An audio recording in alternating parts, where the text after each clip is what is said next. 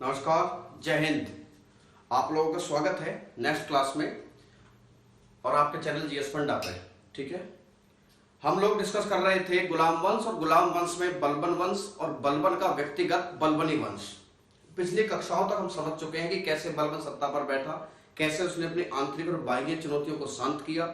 लेकिन उसके जीवन में सबसे बड़ा अंधकार जब आया जब उसके सबसे योग्य पुत्र शहजादा मोहम्मद की एक मंगोल सेना से भिड़ंत करते हुए मृत्यु हो जाती है।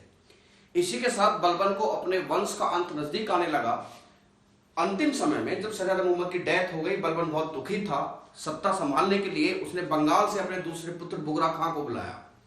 बुगरा खां दिल्ली आता है, लेकिन दिल्ली दरबार के षड्यंत्र पूर्व वातावरण है ना को देखते हुए वो चुपके से दिल्ली से चला जाता है अपने पिता को बिना बताए। बलबन समझ गया था कि ये अयोग्य व्यक्ति है, ये सल्तनत नहीं संभाल सकता। पिछली क्लास में जो बात हमने डिस्कस नहीं की वो ये है कि बलबन जिस नीति का पालन कर रहा था उसे इतिहासकार लोह और रक्त की नीति कहते हैं। किसकी नीति? लोह और रक्त की नीति। हालांकि मैं नहीं मानता कि किसी भी लेवल के एग्जाम में, चाहे वो किसी भी स्तर का हो, उसमें यह सवाल ना पूछा जाता हो कि लोह व रक्त की नीति का से क्या मतलब, किसने इसको मतलब अपने आत्मसात किया था।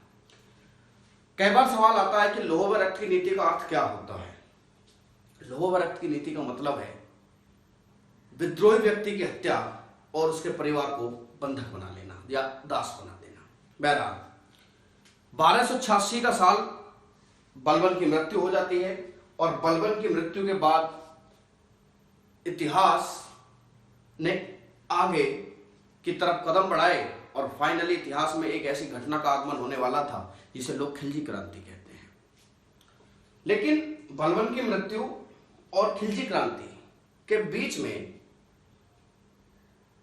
जो समय काल है सल्तनत में, वो कहीं ना कहीं उन राजनीतिक घटनाओं के उथल पुथल से भरा हुआ है जिनको जानना हमारे लिए शायद बहुत ज्यादा जरूरी है। और छोटे छोटे सुल्तान बिठाए गए बहुत शॉर्ट टाइम पीरियड के। अब सवाल यह है कि उनका नाम जानना से जरूरी है कि एक बार पीसीएस पीटी में क्रम लगवा लेता है। बहरहाल हम जरा देखते हैं। देखिए, बलबन की मृत्यु हो जाती है। बलबन की मृत्यु, ये घटना है 1286 की।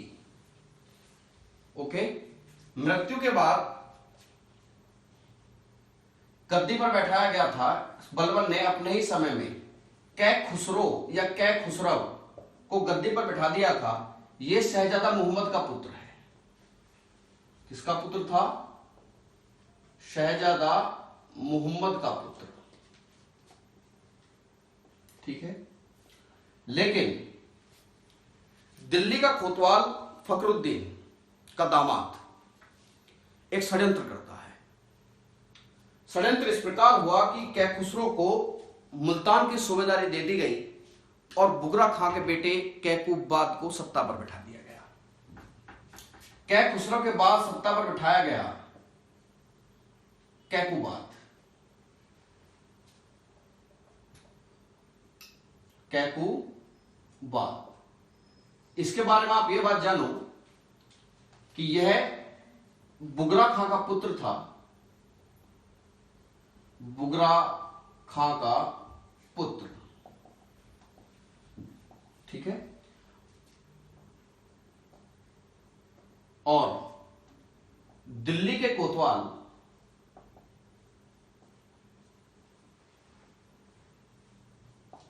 फखरुद्दीन।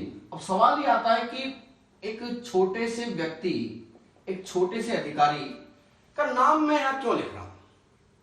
वजह है यही वो दिल्ली का कोतवाल है जो बाद में अलाउद्दीन खिलजी का मित्र बनेगा। ठीक है, कोतवाल फखरुद्दीन का दामाद कैकूबाद को सत्ता पर बिठाता है। कैकूबाद को सत्ता पर।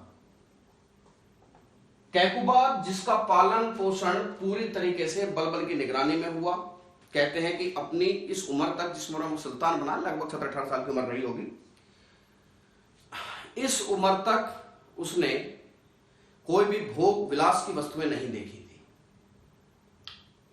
फखरुद्दीन का दामाद उसको सुल्तान बनाता है, मैं उसकी मदद करता है और उसको उन सब बातों की तरफ मोड़ देता है कि जो अब कैकुबाद के लिए घातक साबित होने वाली थी। ठीक है, जब राज सत्ता नहीं थी, प्रशासनिक जिम्मेदारी नहीं थी, राजनीतिक जिम्मेदारी नहीं थी, तब आप कोई अगर ऐसा कृत्य करते तो ठीक है, लगभग ये मान सकते हैं कि उसका कोई खास बात नहीं निकल के आती। लेकिन अगर आप एक राजकीय पद पर हैं और सर्वोच्च पद है सल्तनत का, सुल्तान, बहरहाल कहते हैं कि कैकुबाद का जो जीवन है वो बीतने लगा सुरा और सुंदरियों के बीच।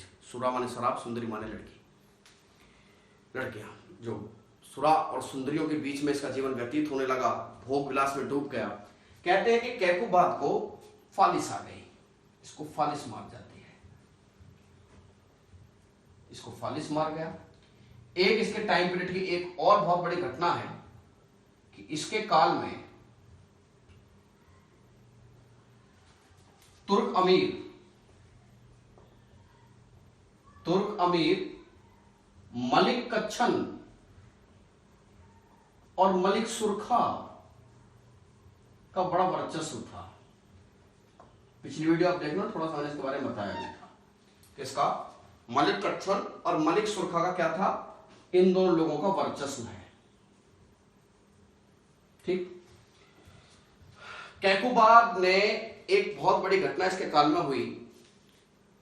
उत्तर पश्चिम प्रांत में तैनात एक सेना नायक जलालुद्दीन फिरोज खिलजी, खिलजी शब्द को थोड़ा समझिए, या खिलजी शब्द थोड़ा जानने की जरूरत है। अफगानिस्तान में बहने वाली हेलमंद नदी, कौन सी नदी?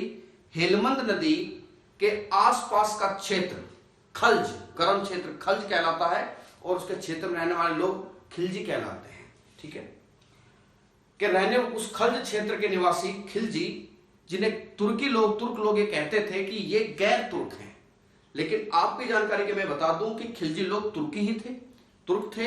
और इन लोगों ने क्या किया कि ये लोग चूंकि बहुत लंबे समय से अफगानिस्तान में रह रहे थे, तो अफगानिस्तान के रीति रिवाजों का चोला और रंग इनके ऊपर चढ़ चुका था। इसलिए लोग जो तुर्क हैं वो इन्हें गैर तुर्क समझते थे। लेकिन हैं ये लोग तुर्की। कौन? खिलजी मैंने बता दिया। खिलजी का कहां से आई ये कहानी? हेलमंद नदी के आसपास का गर्म क्षेत्र जो खल्ज कहलाता है, वहां के रहने वाले लोग हैं ये खिलजी। जलालुद्दीन फिरोज खिलजी, जलालुद्दीन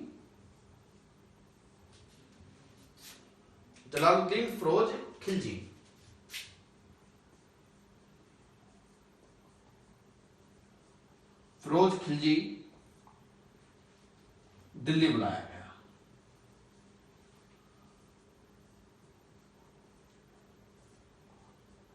और उसे बुलंद शहर का राज्यपाल बनाया गया और शाइस्ता खां की उपाधि, क्या है इसकी उपाधि ध्यान देना, शाइस्ता खां।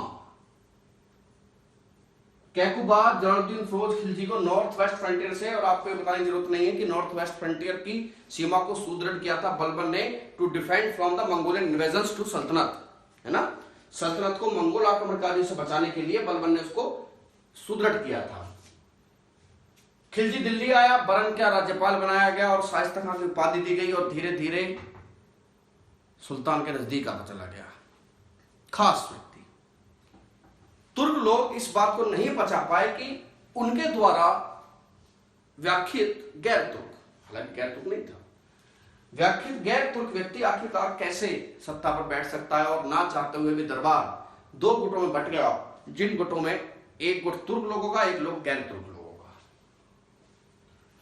तुर्क लोगों में शामिल थे मलिक कच्छन और मलिक सुरखा, और गैर तुर्क इनके अनुसार शामिल थे कई सरदार, जिसमें जलालुद्दीन फिरोज खिलजी सबसे ऊपर ले, मतलब नंबर सबसे ऊपर था। आखिरकार षड्यंत्र हुआ, गुटबाजी, the groupism is not beneficial to any empire. गुटबाजी किसी भी साम्राज्य के लिए अच्छी नहीं होती। सल्तनत अब गुटबाजी में फंस गई थी। आखिरकार तय ये हुआ, मलिक कच्छन और मलिक सुरखा की लीडरशिप में यह तय हुई बात कि गैर तुर्क अमीरों की हत्या कर दी जाए, जिसमें जलालुद्दीन फिरोज खिलजी का नाम सबसे ऊपर था। जलालुद्दीन फिरोज खिलजी को दिल्ली आने का न्योता दिया गया और ये कहा गया कि आप आइए, आपको सुल्तान ने बुलाया है। खिलजी नो डाउट इस बात को समझ गया कि इसमें कहीं ना कहीं कॉन्स्पिरेसी एक षड्यंत्र है, दिल्ली नहीं गया। और मलिक कच्छन जो जलालुद्दीन फिरोज खिलजी की हत्या करना चाहता था, अपोजिट जलालुद्दीन फिरोज खिलजी ने मलिक कच्छन की हत्या कर दी। और फाइनली हुआ ये कैकुबाद के बाद जो मलिक कच्छन, मलिक सुरखा, ये लोग क्या कर चुके थे, ये कैकुबाद जो फालिस मार गई थी, तो शमसुद्दीन क्यूमर जो 3 वर्ष का एक बच्चा है उसको सुल्तान बना चुके थे, इसको जो फालिस मार गया। तो शमसुद्दीन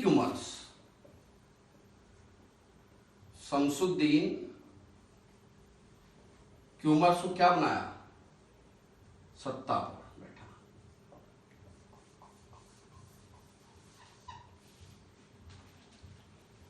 जलालुद्दीन फिरोज खिलजी जो तुर्क अमीरों के गुट को भंग कर चुका है, तोड़ चुका है, दिल्ली पहुंचा। और दिल्ली में जैसा कि आप जानते हैं कि फालिस मारने के बाद सत्ता पर शमसुद्दीन क्यूमर्स था। सबसे पहला प्रपोजल यही रहा कि देखिए ऐसा है कि कोई संरक्षक बन जाए, किसका, शमसुद्दीन क्यूमर्स का।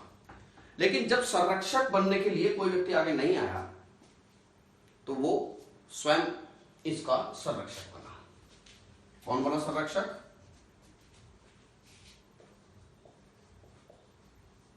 जलालुद्दीन फिरोज खिलजी क्या बना, संरक्षक बना। किसका, शमसुद्दीन क्यूमर्स का।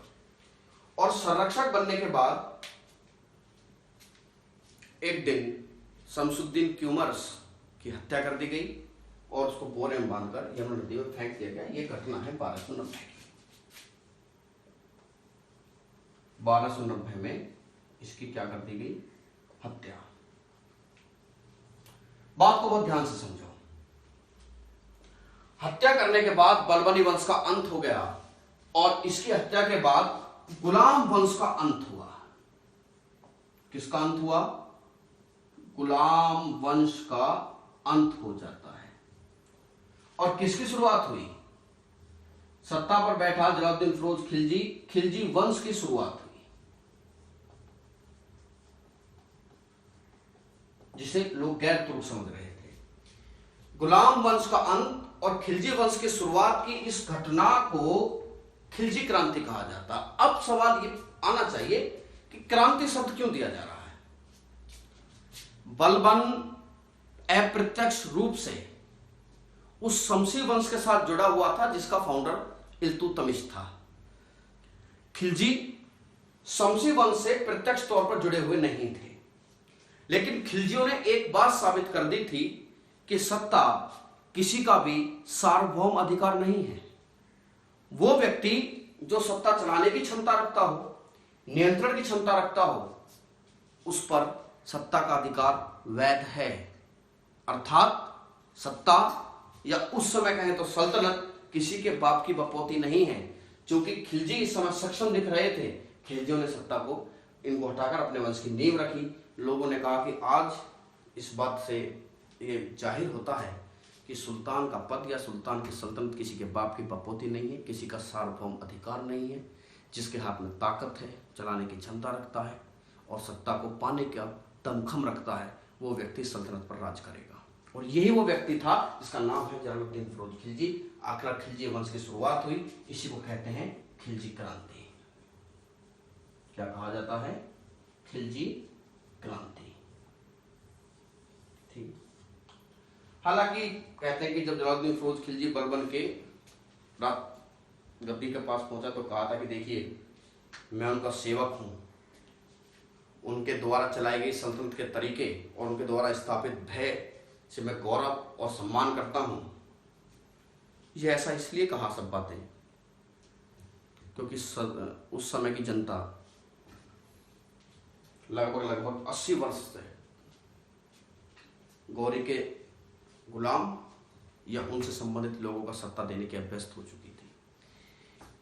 ऐसा पहली बार हुआ था कि कोई व्यक्ति जो ना प्रत्यक्ष और ना ही अप्रत्यक्ष रूप से शमसी वंश से जुड़ा था, वो व्यक्ति सत्ता पर बैठा था।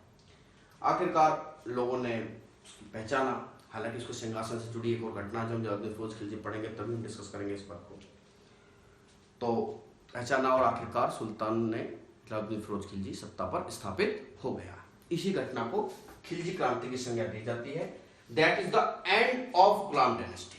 ये गुलाम वंश का अंत है और अब शुरुआत होगी खिलजी वंश की। ठीक है, एक बात ध्यान रखें, कल चूंकि मेरा कॉन्टैक्ट नंबर उधर रहता है वीडियो के नीचे, तो एक बच्चे का फोन आया मुझे कि sir just start the live classes, sir आप लाइव क्लासेस शुरू कीजिए। देखिए, आज से 2-3 वीडियो पहले मैंने आपको एक बात बताई थी कि एक कंडीशन है, यूट्यूब का एक नेसेसरी कंडीशन है कि अगर आप 1000 सब्सक्राइबर नहीं रखते हैं तो आपको लाइव जाने की परमिशन नहीं दी जाएगी। तो उनका उस क्राइटेरिया को फुलफिल करना होगा और आप ज़्यादा से ज़्यादा इस चैनल को शेयर करें और सब्सक्राइब करें।